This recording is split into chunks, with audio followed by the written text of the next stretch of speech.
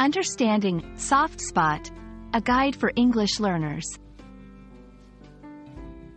Hello and welcome to our English learning series. Today, we're going to explore the phrase, soft spot. Whether you're just starting out with English or looking to polish your fluency, this video will help you understand how and when to use this expression effectively.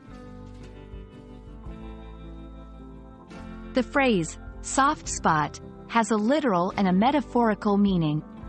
Literally, it refers to a physical area that is softer than the surrounding parts. Metaphorically, it's used to express a fond affection or a sense of vulnerability towards someone or something. For example, she has a soft spot for stray cats, means she is particularly affectionate or sensitive towards them.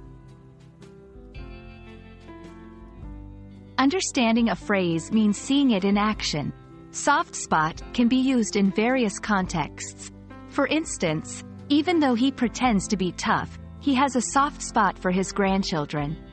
I've always had a soft spot for classic movies from the 80s. Despite his strictness, the teacher has a soft spot for diligent students.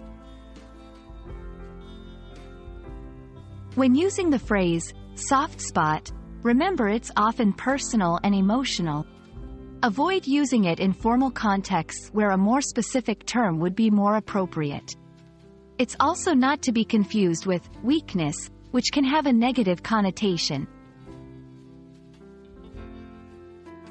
Other phrases that convey a similar sentiment include have a fondness for, have a weakness for, be partial to. Each of these can be used to express a particular liking or preference, much like soft spot.